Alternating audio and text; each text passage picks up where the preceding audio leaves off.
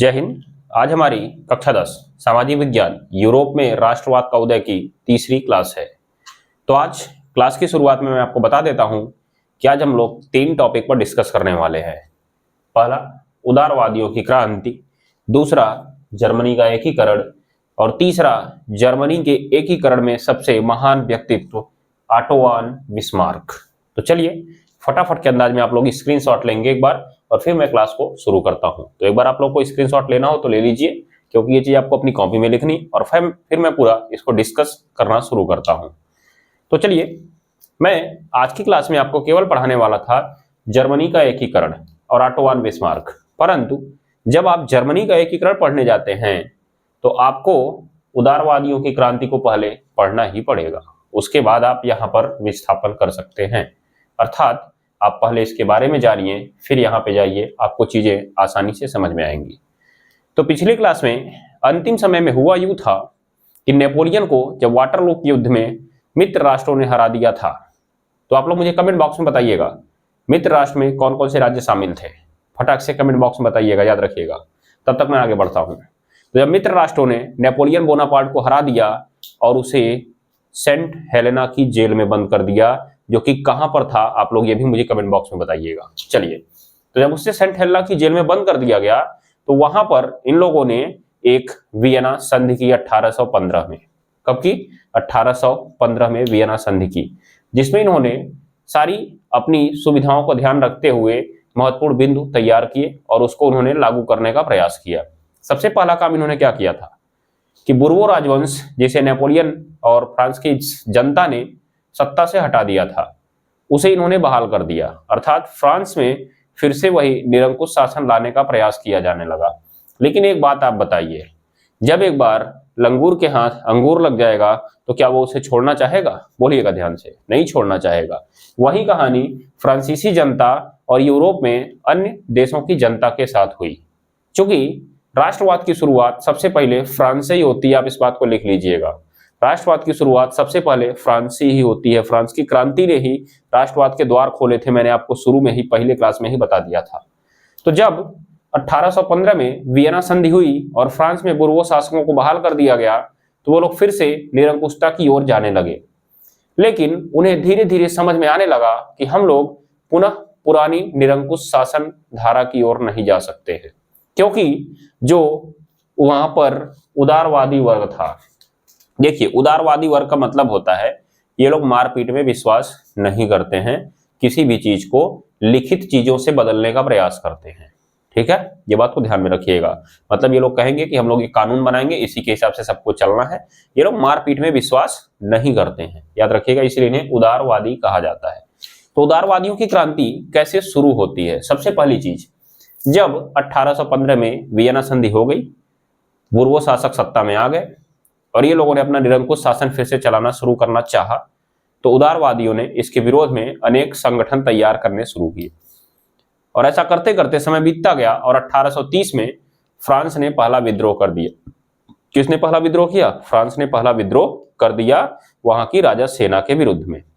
ठीक उसी समय जर्मनी, जो कि 39 राज्यों का महासंघ था जिसे नेपोलियन ने बनाया था, उस 39 राज्यों के महासंघ को बरकरार रखा गया था और उसका अध्यक्ष किसको बना दिया गया भैया?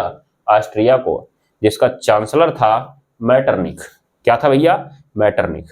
और इस मैटरनिख के बारे में एक बड़ी बात प्रचलित है।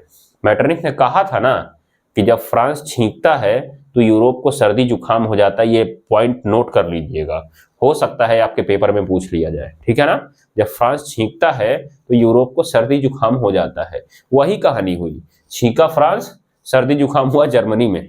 ध्यान दीजिएगा, जैसा मुझे सर्दी जुकाम हो गया आप लोग को नहीं होगा, ध्यान में रखिएगा। ठीक है ना। तो क्या हुआ यहाँ पे, जब फ्रांस ने 1830 में पहला विद्रोह करा तो उसी को देखकर जर्मनी में भी विद्रोह की शुरुआत कर दी गई, जैसा कि यहाँ पे लिखा हुआ है। देख रहे हैं आप लोग? देखिए, दोनों कहानियां मिल रही है, दूसरे से अलग नहीं है। तो जब 1830 में जर्मनी में भी विद्रोह की शुरुआत कर दी गई तो वहां के जो राज्य थे वो वहां की जनता के दबाव में आकर जनता के हितों में संविधान, नियम, कानून बनाने लगे। परंतु ये जो मैटरनिख था ना, उसके सख्त विरोध में था, क्योंकि ये तो राजशाही शासन चाहता था। इसीलिए इसने वहां के राजाओं पर दबाव डाला और दबाव डालकर अपनी सेना का भय दिखाकर उन कानूनों को फिर से ठंडे बस्ते में डलवा दिया, रद्दी कागज की तरह टुकड़े में फेंकवा दिया, याद रखिएगा। तो वहां से विद्रोह को थोड़ा दबा दिया गया। फिर भी जनता अंदर अंदर अंदर अंदर टूटती चली गई, बिखरती चली गई और फिर से नए संगठन बनने लगे, आगे की ओर जनता बढ़ने लगी। और समय आता है आपका 1848 का। कौन सा समय आता है भैया? 1848 का, जब यहाँ पे मैटरनिख का पतन हो जाता है, सॉरी पतन बोल रहा हूं मैं, पतन हो जाता है, अर्थात मैटरनिख डूब जाता है। जर्मनी ये क्या क्या बोलते हैं, ऑस्ट्रिया के चांसलर पद से हट जाता है।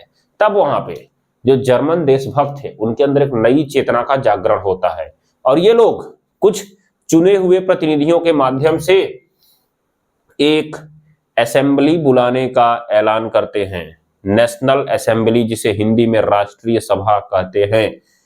नोट कर लीजिएगा, राष्ट्रीय सभा की बैठक कब हुई? 1848 में। कब? मई 1848 में, ठीक है ना। और यह राष्ट्रीय सभा का आयोजन किया कहां गया? जर्मनी की फ्रैंकफर्ट संसद में। देख रहे हैं जर्मनी के एकीकरण से कैसे कहानी मेल खा रही है, याद रखिएगा। तो इसका जो प्रारंभ था, सॉरी राष्ट्रीय सभा का जो ऐलान किया गया था, उसकी बैठक करी गई थी, वो कहां करी गई? जर्मनी के फ्रैंकफर्ट संसद में करी गई। और मैं यहां पे लिख देता हूं उसका नाम, राष्ट्रीय सभा। क्या नाम था भैया उसका? राष्ट्रीय सभा। तो राष्ट्रीय सभा की बैठक कब हुई थी? 1848 में। कहां हुई थी? जर्मनी में। किस जगह? फ्रैंकफर्ट संसद में हुई थी, ठीक है। और वहां पे चुने गए प्रतिनिधियों के द्वारा मतदान किया गया और निर्णय लिया गया भैया कि आज से जो हमारा जर्मनी है वो किसी राजा वाजा के अंडर में नहीं रहेगा। हम लोग जो निर्वाचित लोग हैं इस संसद का निर्माण कर रहे हैं और हम एक राजा चुनेंगे। वो जो राजा होगा हमारे बनाए गए संविधान के तहत कार्य करने वाला होगा। ऐसा किसने माना? उदारवादियों ने माना। ध्यान में रखिए, कोई मारपीट नहीं हुई थी इसमें, ध्यान दीजिएगा, ठीक है। उन्होंने कहा ऐसा होगा यहाँ पे। और उन्होंने उसी जोश जोश में भैया, प्रसा का एक राजा था, यहाँ पे देख लीजिएगा आप, प्रसा एक राजा था, प्रसा का एक राजा था जिसका नाम था फ्रेडरिक विल्हेम चतुर्थ। फ्रेडरिक विल्हेम चतुर्थ नाम याद रखिएगा। फ्रेडरिक विल्हेम चतुर्थ को वहां का राजा घोषित कर दिया। कहा भैया आज से आप हमारे राजा हो, आप राजमुकुट पहन लो, लेकिन आपको हमारे द्वारा बनाए गए नियम कानून संविधान के अनुसार चलना होगा। वो गधा आदमी कहा ना बच्चा ना, मैं नहीं बनूंगा। और उसने समर्थन किसका कर दिया जानते थे? जो इनका विरोध करते थे, अर्थात उन राजा लोगों का समर्थन कर दिया जो इनका विरोध करते थे। तो फिर वही मामला ठंडे बस्ते में पुनः जाने लगा। और दूसरा तर्क क्या हुआ वहां से? जो यहाँ पे फ्रैंकफर्ट संसद थी ना, यहाँ पे अधिकतर मध्यम वर्ग के लोग गए थे, पढ़े लिखे वर्ग के लोग। इनका विरोध किससे था? शुरुआत में भी आपने देखा कुलीन वर्ग से इनका विरोध था, सामंत वर्ग से इनका विरोध था।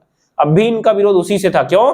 क्योंकि जब नेपोलियन बेचारा मरा ना, तो उसके बाद फिर से वहां पे सामंत वर्ग, कुलीन वर्ग प्रभुत्व जमाने लगा, फिर इनका विरोध शुरू हुआ था। तो फ्रैंकफर्ट संसद में जो चुने हुए लोग गए थे ना, उसमें अधिकांश मध्यम वर्ग के लोग थे और उन्होंने गरीब जनता और कृषक वर्ग की मांगों को अनसुना कर दिया। जैसे गरीब जनता और कृषक वर्ग इन लोगों का साथ देने से मना कर दी, कई बार ना हम भी तुम्हारी मदद नहीं करेंगे। तो इधर इस राजा ने मना कर दिया, उधर गरीब जनता और कृषकों ने मना कर दिया। अंततः ऑस्ट्रिया की सेना फिर आती है और इन लोग को मार पीट कर भगा कर दबा देती है। और 1848 में जो जर्मनी की क्रांति होती है वो असफल हो जाती है। यहाँ पे देखिए लिखा हुआ है, दिखाई दे रहा है, प्रसा को राजा बनाया परंतु असफल हो गया। देख रहे हैं ना आप लोग, याद रखिएगा।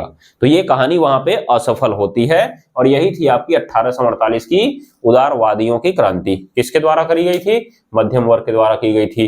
किस लिए की गई थी? राजतंत्र का अंत करने के लिए और गणतंत्र की स्थापना करने के लिए, ठीक है ना। इसके लिए उन्होंने यूरोप के अनेक क्षेत्रों में परिवर्तन करना चाहा। कौन कौन से क्षेत्र में परिवर्तन करना चाहा भैया? सामाजिक क्षेत्र में सबसे पहला। कैसे? कि भैया हम मध्यम वर्ग हैं, हमारे यहाँ महिलाओं को बढ़ावा दिया जाए, पुरुषों और महिलाओं को समानता दी जाए, जो कि कुलीन वर्ग में नहीं था। कुलीन वर्ग मतलब बड़े आदमी लोग, और बड़े आदमी लोग देखिए अपने घर के महिलाओं को हमेशा दबा के रखते हैं, वैसा उस समय भी था। तो कुलीन वर्ग महिलाओं को उतनी भागीदारी नहीं दे पाया, लेकिन मध्यम वर्ग अपने कामों में महिलाओं को भागीदारी देने लगा। जो सामाजिक क्षेत्र के परिवर्तन हो गए, महिलाओं को पुरुषों से समानता दी जाने लगी, भैया जो काम पुरुष कर सकते हैं वो काम महिलाएं भी कर सकती हैं। ऐसा काम किसने किया? इस मध्यम वर्ग ने किया। लिखिएगा आप लोग पेपर में इतना ही पॉइंट, मैं आपको विस्तार पूर्वक समझा दे रहा हूँ चीजों को कि आपके दिमाग में जो जो कहानियां आए आप लिख सकते हैं, कोई दिक्कत वाली बात नहीं, लेकिन मेन पॉइंट आपका यही है। दूसरा, इन्होंने आर्थिक क्षेत्र में परिवर्तन क्या करना चाहा कि भैया 1830 के बाद जब वहां पे जनसंख्या यूरोप में अचानक बढ़ने लगी और इंग्लैंड में उस समय राष्ट्रवाद का उदय हो चुका था और इंग्लैंड में उस समय क्रांति का उदय हो चुका था, इंग्लैंड में वहां पे मशीनों से वस्त्र बनाए जाने लगे थे। जाहिर सी बात है जो काम मशीनों से होगा वो अपेक्षाकृत सस्ता होगा, लेकिन इन लोग के यहाँ भी जो सामान थे वो आदमियों के द्वारा बनाए जाते थे और ये यूरोप से आने वाले सामानों के आगे टिक नहीं पाते थे। सॉरी, इंग्लैंड से आने वाले सामानों के आगे टिक नहीं पाते थे। यही कारण था कि वहां की जनता और गरीब होती जा रही थी, बेरोजगारी बढ़ती जा रही थी। अब जाहिर सी बात है जनता गरीब होगी तो खाद्य सामग्री का अभाव होगा ही। तो इस चीज को दूर करने के लिए उन्होंने कहा भैया कि हमारे यहाँ पे कुछ रोक टोक लगाई जाए कि इंग्लैंड से ऐसे कैसे कपड़ा आ जा रहा है, अब इसको रोको ना, आप इसको रोको और हमारे यहाँ कानून बनाओ। उसके लिए उन्होंने कानून बनाने के लिए प्रदर्शन करना शुरू कर दिया। किसने? उदारवादियों ने, कि भैया उसको रोको, इंग्लैंड से कपड़ों को मत आने दो, नहीं तुम्हारे यहाँ के लोग भूखे मरने लगेंगे। परंतु वहां की जो कुलीन वर्ग था वो तो इंग्लैंड के राजाओं से, इंग्लैंड के क्या बोलते हैं उद्योगपतियों से हाथ मिला चुका था। भैया मुझे पैसा दो, क्या दिक्कत है, अपना सामान बेचो, फायदा ही तो है ना, याद रखिएगा। तो उन लोग को कोई चिंता नहीं थी।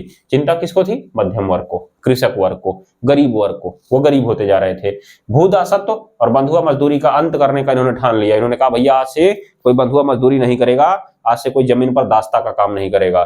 बंधुआ मजदूरी का मतलब समझ रहे हैं कि जैसे मैं आपको पकड़ कर लाकर अपने यहाँ पे रख दूं, आप काम करेंगे केवल मेरे खेत का काम करेंगे, पैसा उससे आपको नहीं मिलेगा, केवल खाने पीने को मिल जाएगा। ये होती है बंधुआ मजदूरी, ठीक है ना। और राजनीतिक क्षेत्र में इन्होंने क्या परिवर्तन करना चाहा? राजतंत्र कांड और गणतंत्र की स्थापना करना चाहिए। महिलाओं को मताधिकार की मांग इन्होंने उठाई, क्योंकि भैया देखिए महिलाओं को अपने काम में भागीदारी दे रहे थे ना, इसलिए उन्होंने कहा महिलाओं को मताधिकार मिलना चाहिए और सबको मताधिकार मिलना चाहिए। 21 वर्ष से ऊपर सभी लोगों को मताधिकार मिलना चाहिए। ऐसा किसने कहा? ऐसा वहां के उदारवादियों ने कहा अपनी क्रांति में, ऐसा इन्होंने बताया था, ठीक है ना। चूंकि ये असफल हो गई थी इसलिए बहुत ज्यादा मैटर नहीं किया, फिर भी इसको जानना जरूरी है, हो सकता है आपके पेपर में आ जाए, ठीक है ना। 1830 से 1848 के बीच था उदारवादियों की क्रांति और ये 1848 में अपने उग्र रूप में पनप कर आई थी, लेकिन ऑस्ट्रिया की सेना के द्वारा इसको दबा दिया गया था। ऑस्ट्रिया की सेना के द्वारा इसको दबा दिया गया था, ठीक है। उसके बाद क्या हुआ? संविधानवाद को राष्ट्रीय एकीकरण से जोड़ दिया इन्होंने, अर्थात भैया कि हम लोग संविधान की स्थापना कर रहे हैं, इसके लिए पूरे देश का एक होना जरूरी है। जर्मन जो था छोटे छोटे 39 राज्यों में बटा हुआ था ना, याद रखिएगा। इन्होंने कहा ना भैया ना, सबको एक साथ आना जरूरी है, तभी फायदा हो पाएगा, ठीक है ना, याद रखिएगा। तो ये इनकी टोटल क्रांति थी जो कि ऑस्ट्रिया की सेना के द्वारा दबा दी गई थी और इसमें मूर्खता का काम किया था फ्रांस के राजा ने भी। अगर वो उस समय तैयार हो गया होता या अपनी सेना को ऑस्ट्रिया की सेना के विरुद्ध खड़ा कर दिया होता तो वहीं पर शायद जर्मनी का एकीकरण हो गया होता 1848 में ही, परंतु ना हुआ भैया, ना हुआ। फिर 1848 में मामला दब गया और आगे बढ़ते बढ़ते बढ़ते बढ़ते कहानी बढ़ी और जब ये विलियम चतुर्थ क्या हो गया, कमजोर होने लगा, वृद्ध होने लगा, तब इसने अपने उत्तराधिकारी विलियम प्रथम को प्रसा का सम्राट घोषित कर दिया। कब? 1861 में। तो अब यहां से हमारी कहानी केवल और केवल अब जर्मनी के एकीकरण पर चलेगी। किस पर चलेगी? जर्मनी के एकीकरण पर चलेगी। तो ये कहानी आपको क्लियर समझ में आ गई ना? ध्यान में रखिएगा आप इस बात को, कैसे लिखना है मैंने यहाँ पे लिख के ला दिया और इसको आप ऐसे ही पेपर में लिख देंगे, काम हो जाएगा आपको। ये कब हुई? 1848 में। और इसकी शुरुआत कब हुई थी भैया? 1830 से। कौन से विद्रोह से? फ्रांस के विद्रोह से। हुआ फ्रांस में और भैया भड़क कहां गया? जर्मनी में। तभी तो मेटरनिख ने कहा कि भैया जब फ्रांस छींकता है तो यूरोप को सर्दी जुकाम हो जाता है, अर्थात फ्रांस ने छींक दिया, यूरोप ने उसका हल्ला मचा दिया, ठीक है। तो वही काम हुआ था यहाँ पे जर्मनी में, हो जाएगा ना। लेकिन उस समय ऑस्ट्रिया का जो चांसलर था मेटरनिख, तगड़ा था। अच्छा, इस मेटरनिख ने 1815 में क्या किया था आप लोग कमेंट बॉक्स में बताइएगा। इस मेटरनिख ने 1815 में क्या करा था आप लोग कमेंट बॉक्स में बताइएगा। मैं यहाँ पे चलता हूँ, देखिए। तो जर्मनी का एकीकरण अब हम लोग शुरू करते हैं। जर्मनी का एकीकरण तो आप पेपर में कैसे लिखेंगे? कि जर्मनी का जो एकीकरण की प्रक्रिया है वो 1815 से शुरू होकर 1870 तक चलती है। जर्मनी की जो एकीकरण की प्रक्रिया वो 1815 से शुरू होकर 1870 तक चलती है, क्योंकि जब 1815 में वियना संधि के बाद जर्मन के 39 राज्यों के महासंघ को बरकरार रखा जाता है और उसका अध्यक्ष ऑस्ट्रिया को बना दिया जाता है, जिसका चांसलर था मैटरनिख, जिसका चांसलर था भैया मैटरनिख, ठीक है ना। परंतु वो मैटरनिख जो था वो टोटल राजशाही शासन चाहता था, उसे लोकतंत्र या गणतंत्र से कोई मतलब नहीं था। वो तो चाहता ही था कि भैया जब ये लोग टूटे रहेंगे तभी मैं इन पर राज कर सकता हूं, अगर ये एक साथ मिल गए तो मेरा इन पर राज करना क्या हो जाएगा, मुश्किल हो जाएगा। इसीलिए वो इनको अलग अलग ही रखना चाहता था। परंतु जर्मन महासंघ चाहता था भैया कि हम सब लोग एक साथ आ जाएं और एक देश एक राज्य बना लें, ठीक है, याद रखिएगा। तो ये कहानी यहां से शुरू होती है। समय आता है 1830 का, समय आता है 1830 का। इस पॉइंट को ऐसे लिखिएगा आप लोग, 1830 का जब समय आता है तो 1830 में फ्रांस में विद्रोह होता है। किसके शासकों के विरुद्ध? वो जो बुर्बो शासक सत्ता में आए थे ना, उनकी निरंकुशता के विरुद्ध फ्रांस में उदारवादियों ने विद्रोह किया था, ध्यान दीजिएगा। वही विद्रोह यहां पर भी शुरू होता है, परंतु मैटरनिख की कुशलता और चपलता से इसे दबा दिया जाता है। हुआ क्या था इसमें, 1830 में जब जर्मन के राज्यों ने विरोध करना शुरू किया, जर्मन राज्यों में जनता ने विद्रोह शुरू किया। किसने शुरू किया भैया? जनता ने विद्रोह शुरू किया। तो वहां के जो राज्य थे, उनके जो शासक थे, वो डरने लगे जनता से कि भैया हमारी कुर्सी न चली जाए। इसके लिए उन्होंने जनता के हितों में कानून बनाने शुरू कर दिए, और कई राज्यों ने तो जनता के हितों में कानून बना भी दिए थे। परंतु ये खतरनाक आदमी, ये भैया खतरनाक आदमी, इसने कहा कि ना भैया ना, ऐसा नहीं होने दूंगा मैं, सब खत्म करो, नहीं तो मैं तुम लोग को उठा के फेंक दूंगा, मैं दूसरा राजा बना दूंगा, याद रखिएगा। और इसने कहा भैया जो बनाए हो ना सब खत्म करो। तो उन लोगों ने, बेचारे ने, सबने इसको ठंडे बस्ते में डाल दिया, रद्दी टुकड़े में फेंक दिया इसको, मामला इसका खत्म हो गया। उसके बाद समय फिर बीता और जनता फिर एकत्रित हुई, फिर उग्र हुई फिर 1848 का समय आता है। 1848 का समय आता है और जब मैटरनिख का पतन हो जाता है तो जर्मनी के देशभक्त जो थे उनमें एक नई चेतना का जागरण फिर से होता है, और वो जर्मनी के एकीकरण के लिए फिर से लालायित हो जाते हैं, और जोश में आकर अपना एक प्रतिनिधि सभा बनाते हैं और पहुंच जाते हैं भैया जर्मनी की फ्रैंकफर्ट संसद में। कहां पहुंच जाते हैं? जर्मनी की फ्रैंकफर्ट संसद में पहुंच जाते हैं और नेशनल असेंबली का आयोजन करते हैं, जिसे हमने राष्ट्रीय सभा नाम दिया, अभी आयोजन करते हैं। और वहां पर बहुमत से फैसला किया जाता है भैया कि आज से यहां पर राजतंत्र खत्म करो और हम लोग एक नया संविधान बना रहे हैं, हमारे राजा को अब इसी के अनुसार चलना होगा। और उन्होंने वहां पर बनाया किसको राजा भैया? जो मैंने यहाँ पे बताया, किसको बनाया? प्रसा के राजा फ्रेडरिक विल्हेम चतुर्थ को वहां का राजा घोषित करना चाहा, परंतु वहां का राजा जो था उसने मुकुट पहनने से इनकार कर दिया और उन राजशाही राजाओं का समर्थन कर दिया, जिससे इस संसद का औचित्य खत्म होने लगा, इनका मामला ठंडे बस्ते में जाने लगा। क्यों भैया? क्योंकि कोई ना कोई नेतृत्व करने वाला तो होना चाहिए, लेकिन कोई मिल ही नहीं रहा था। इसी के बीच में मामला और गड़बड़ा गया कि जो मध्यम वर्ग था उसने कृषक वर्ग और गरीब वर्ग की मांगों को मानने से मना कर दिया, ध्यान में रखिएगा। इसीलिए जनता इन लोग से रुष्ट हो गई और संसद को भंग करना पड़ा। अंततः ऑस्ट्रिया की सेना वहां पे आती है और इस विद्रोह को दबा देती है, इस संसद को दबा देती है, समाप्त कर देती है। 1848 का भी इनका विद्रोह असफल हो गया। देखिए 1830 में भी असफल, 1848 में भी असफल हो गया, लेकिन लिखना पड़ेगा क्योंकि जर्मनी के एकीकरण की प्रक्रिया का संक्षेप में पता लगाना है आपको, इसलिए लिखना पड़ेगा, याद रखिएगा। तो क्या हुआ? 1848 में विद्रोह फिर से असफल हो गया। समय बीतता गया। जब ये विल्हेम चतुर्थ अयोग्य होने लगा तो इसने 1861 में भैया, कब? 1861 में काइजर विलियम प्रथम, यही इसका नाम था जो मैंने यहाँ पे लिखा हुआ है, काइजर विलियम प्रथम को प्रसा का सम्राट घोषित कर दिया। और जैसे ही ये प्रसा का सम्राट बना, ये बेचारा एक बुद्धिमान आदमी, महत्वपूर्ण आदमी था। ये जो था ये विश्वास करता था सेना में, सेना की शक्ति में विश्वास करता था, जर्मनी के एकीकरण में विश्वास करता था। ये चाहता था कि भैया जर्मनी का एकीकरण हो जाए, जर्मनी का एकीकरण हो जाए। लेकिन बच्चा जर्मनी के एकीकरण में सबसे बड़ा रोड़ा था ऑस्ट्रिया। जर्मनी के एकीकरण में सबसे बड़ा रोड़ा था ऑस्ट्रिया और दूसरा रोड़ा था फ्रांस। क्यों फ्रांस रोड़ा था भैया? फ्रांस में तो जनता खुद ही विद्रोह कर रही थी, तो फ्रांस क्यों रोड़ा था इसके एकीकरण में? क्योंकि भैया जनता विद्रोह कर रही थी ना। राजा तो राजशाही शासन के अंत में ही राजा तो राजशाही शासन के ही तो पक्ष में था।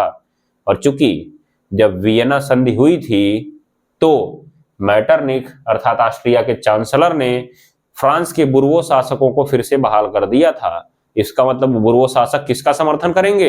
इस ऑस्ट्रिया का ही तो समर्थन करेंगे। बताइए, इसका मतलब है कि फ्रांस भी ऑस्ट्रिया के समर्थन में ही था।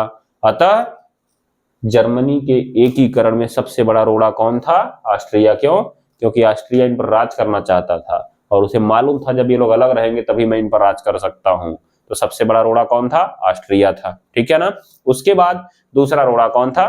फ्रांस था। और उसी का साथ दे रहा था भैया यहाँ पे डेनमार्क। उसी का साथ कौन दे रहा था? डेनमार्क। अब भैया प्रसा के सामने सबसे बड़ी दिक्कत ये थी कि अगर हम इसे हराएंगे नहीं तो जर्मनी का एकीकरण कभी कर नहीं पाएंगे।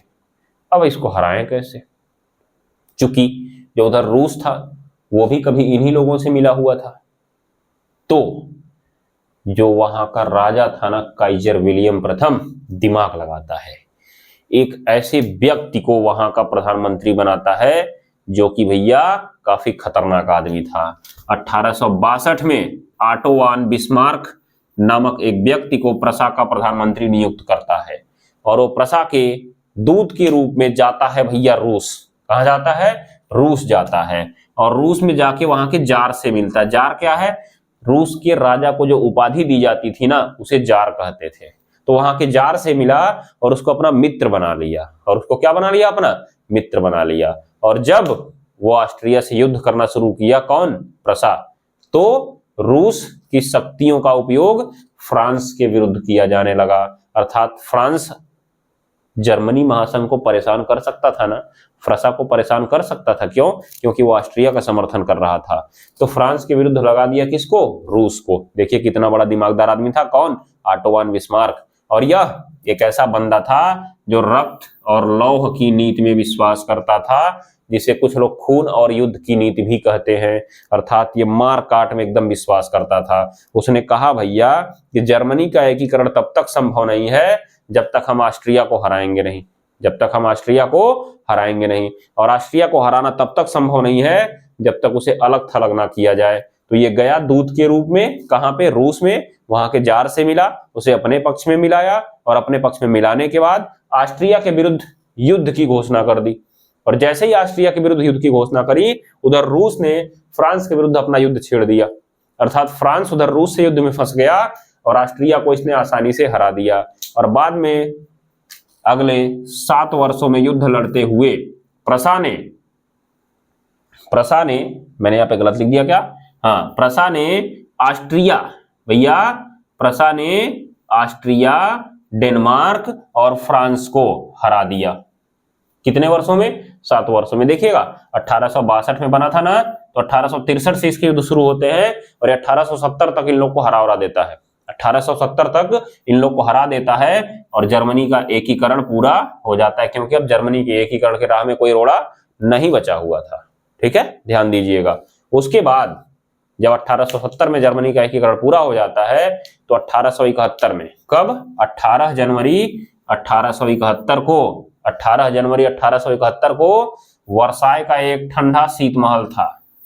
वर्साय का एक ठंडा शीत महल था, यहीं पर बैठक होती है भैया। वर्साय के ठंडे शीत महल में एक बैठक होती है। वहां पे उसकी अध्यक्षता कौन करता है भैया? काइजर विलियम प्रथम। और वहां का जो प्रमुख व्यक्तित्व था ऑटो वन बिस्मार्क था भैया। काइजर विलियम प्रथम तो कहने को था, सारा काम किसने करा था? ऑटो वन बिस्मार्क ने करा था। तो ऑटो वन बिस्मार्क प्रमुख व्यक्ति था और वहां पर सर्वसम्मति से प्रसा के राजा काइजर विलियम प्रथम को जर्मनी का सम्राट घोषित कर दिया जाता है। इस प्रकार जर्मनी का एकीकरण पूरा होता है। स्वाहा। 5 रुपया दक्षिणा में रखिए और भैया प्रसाद लीजिए, घर जाइए। ठीक है ना। चलिए, तो ये हो गई पूरी की पूरी जर्मनी के एकीकरण की कहानी। पूरी गाथा मैंने आपके सामने खोलकर रख दी है। आप या तो इसी को लिख दीजिए या अपने मन से जो समझ में आए आप उसको लिख दीजिए, ठीक है ना, याद रखिएगा। लेकिन मैंने ये पॉइंट चुन चुन कर, मैं अगर किताब दिखा दूं, यहीं बगल में रखी हुई है, 6 किताबें मैंने रखी हुई हैं, याद रखिएगा भैया, 6 किताबों से मैंने मदद ली है, फिर मैंने यहाँ पे इन चीजों को लिखा है। तो आप इनको बिना डर के, बिना झिझक के अपने पेपर में लिख के आ सकते हैं, कोई दिक्कत वाली बात नहीं है, ठीक है ना। चलिए, तो बताइएगा कि आपको चीजें कितना क्लियर हुई हैं, कमेंट बॉक्स में जरूर बताइएगा। और अगर क्लास बढ़िया लगी हो ना तो अपने मित्रों के साथ जरूर शेयर करिएगा। जाते जाते मैं एक बार फिर से इस चीज को बता देता हूं फटाफट के अंदाज में, 5 मिनट के अंदर सुन लीजिए। सबसे पहले 1815 में वियना संधि के बाद फ्रांस में जब बुर्बो शासकों को बहाल कर दिया जाता है तो वह वहां पर निरंकुश शासन फिर से लाना चाहते हैं, परंतु वहां के उदारवादी लोग विद्रोह करना प्रारंभ करते हैं और पहला विद्रोह 1830 में फ्रांस में होता है और उसका देखी देखा वही विद्रोह जर्मनी में भी शुरू हो जाता है। परंतु ऑस्ट्रिया के चांसलर मेटरनिक की बुद्धिमत्ता से और कुशलता से उस विद्रोह को दबा दिया जाता है, परंतु जनता वहां पे सोती नहीं है। धीरे धीरे लोग अपना संगठन बनाते जाते हैं, धीरे धीरे ये लोग अपना संगठन बनाते जाते हैं और संगठन बनाकर 18 मई 1848 को एक राष्ट्रीय सभा का आयोजन किया जाता है और इनके चुने हुए निर्वाचित प्रतिनिधि फ्रैंकफर्ट की संसद में पहुंचते हैं। वहां मतदान के द्वारा प्रसा के राजा फ्रेडरिक विल्हेम चतुर्थ को राजा बनने के लिए बुलाया जाता है, भैया कि आइए आप राजा बन जाइए, परंतु वो क्या करता है, मना कर देता है और उन निरंकुश राजाओं का समर्थन कर देता है। साथ ही कृषक वर्ग और गरीब जनता मध्यम वर्ग से अपना मुंह मोड़ लेती है, क्योंकि मध्यम वर्ग इनकी मांगों को मानने से मना कर देता है। इस प्रकार 1848 में जो इनका पूरा का पूरा नियम कानून बनने वाला था वो ठंडे बस्ते में पड़ा रह जाता है और ऑस्ट्रिया की सेना के द्वारा पुनः इस क्रांति को दबा दिया जाता है। इन लोगों ने कुछ परिवर्तन करने चाहे थे, यहाँ पे कुलीन वर्ग की श्रेष्ठता को कम करने का प्रयास किया गया, संविधान बनाकर, कानून बनाकर मध्यम वर्ग में महिलाओं को भागीदारी दी जाने लगी, महिलाओं को पुरुषों से समानता दी जाने लगी, खाद्य सामग्री के अभाव और बेरोजगारी समस्या को दूर करने के लिए प्रदर्शन किए जाने लगे, भूदासत्व और बंधुआ मजदूरी का अंत कर दिया गया। बंधुआ मजदूरी कमेंट बॉक्स में आप लोग बताएंगे क्या है। राजतंत्र का अंत किया गया और गणतंत्र की स्थापना करने की मांग की जाने लगी। साथ ही महिलाओं को मताधिकार की मांग की जाने लगी और 21 साल से ऊपर सभी व्यक्तियों के लिए मताधिकार की मांग की जाने लगी। नोटिस करिएगा इस पॉइंट को। साथ में कहा गया भैया जो हम लोग संविधान बनाएंगे वो राष्ट्रीय एकीकरण को बढ़ावा देगा। किसको बढ़ावा देगा? राष्ट्रीय एकीकरण को। लेकिन कुछ हुआ नहीं। जर्मनी का एकीकरण मैंने आपको पूरा समझा दिया है। जर्मनी के एकीकरण में सबसे बड़ा व्यक्तित्व था auto von Bismarck.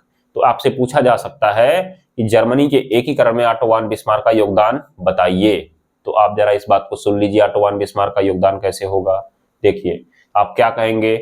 Auto von Bismarck 1862 में प्रसा का प्रधानमंत्री नियुक्त हुआ था, जो रक्त और लौह की नीति में विश्वास रखता था। इसने जर्मनी के एकीकरण के लिए महत्वपूर्ण कार्य किए। पहला, यह प्रसा के दूत के रूप में रूस गया और रूस के जार से मिलकर उसे अपने पक्ष में कर लिया तथा उसकी शक्तियों का प्रयोग फ्रांस के विरुद्ध किया। किसके विरुद्ध किया? फ्रांस के विरुद्ध किया। और दूसरा पॉइंट, इसने ऑस्ट्रिया से युद्ध छेड़ दिया और उसे युद्ध में पराजित किया। साथ ही डेनमार्क और फ्रांस को भी पराजित किया। इस प्रकार उसने जर्मनी के एकीकरण को पूरा किया। अतः हम कह सकते हैं कि ऑटो वन बिस्मार्क जर्मनी के एकीकरण का जनक कहा जाता है। भैया जर्मनी के एकीकरण का जनक, ध्यान दीजिएगा आप लोग, जर्मनी के एकीकरण का जनक बच्चा लोग कौन है? कमेंट बॉक्स में लिख दीजिएगा फटाक से, जल्दी से आप लोग लिख देंगे।